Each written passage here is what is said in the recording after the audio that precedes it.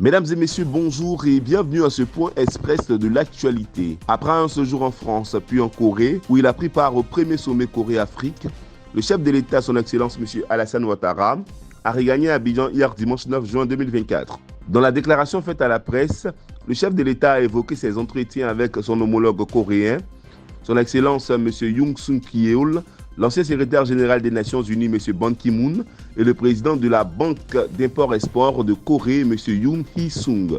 Sa participation au premier sommet Corée-Afrique et au sommet des affaires Corée-Afrique, ainsi que la signature de 3 accords de coopération entre la Côte d'Ivoire et la République de Corée. Le chef de l'État a indiqué avoir également souligné avec le président Yoon Suk-yeol la nécessité d'accroître les échanges commerciaux entre la Côte d'Ivoire et la Corée et d'encourager les secteurs privés ivoiriens et coréens à nouer des partenariats pour tirer profit des nombreuses opportunités d'investissement, notamment dans la transformation du cacao, de l'anacarde et du caoutchouc naturel, ainsi que dans les domaines de la transition digitale, de l'innovation et de l'industrie automobile. Le président Alassane Ouattara a en outre révélé avoir invité son homologue coréen à effectuer une visite officielle en Côte d'Ivoire. S'agissant du premier sommet Corée-Afrique, qui avait pour thème l'avenir que nous construisons ensemble, croissance partagée, durabilité et solidarité, et qui a vu la participation d'une trentaine de chefs d'État et de gouvernement, le président de la République a révélé l'appel lancé par les participants au renforcement de la coopération et du partenariat stratégique entre la Corée et le continent africain dans tous les domaines.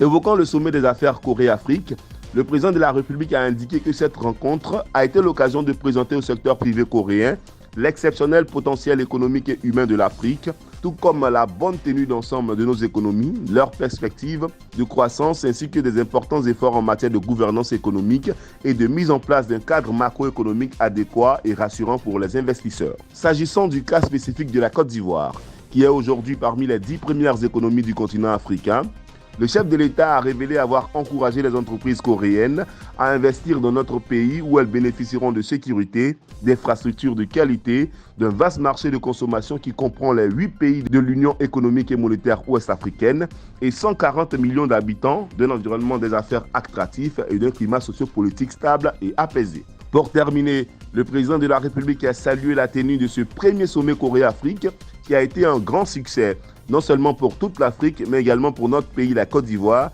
qui par la même occasion a signé 3 accords de coopération avec la République de Corée sur l'exemption de visa pour les détenteurs de passeports diplomatiques, officiels et de services, sur le Fonds de coopération pour le développement économique pour les années 2024 à 2028 et sur l'établissement d'un cadre de la promotion du commerce et des investissements. Le président français Emmanuel Macron a annoncé dimanche soir la dissolution de l'Assemblée nationale et l'organisation de nouvelles élections législatives, après la victoire aux européennes de l'extrême droite française, loin devant le camp de la majorité présidentielle. Je signerai dans quelques instants le décret de convocation des élections législatives qui se tiendront le 30 juin pour le premier tour et le 7 juillet pour le second tour, a déclaré le chef de l'État dans une allocution télévisée après l'annonce des résultats aux européennes dont l'issue n'est pas un bon résultat pour les partis qui défendent l'Europe. Lors de son allocution, le président a rappelé qu'il a toujours considéré qu'une Europe unie, forte, indépendante est bonne pour la France. C'est une situation à laquelle il ne peut se résoudre. La montée des nationalistes, des démagogues est un danger pour la nation, mais aussi pour l'Europe, pour la place de la France en Europe et dans le monde. Il a ajouté, l'extrême droite, c'est à la fois l'appauvrissement des Français et le déclassement de notre pays. Je ne saurais donc, à l'issue de cette journée, faire comme si de rien n'était. À cette situation s'ajoute une fièvre qui s'est emparée ces dernières années du débat public et parlementaire dans notre pays. Un désordre qui, je sais, vous inquiète, parfois vous choque et auquel je n'entends rien céder, a martelé Emmanuel Macron. Mesdames et messieurs, ainsi s'achève notre point express de l'actualité.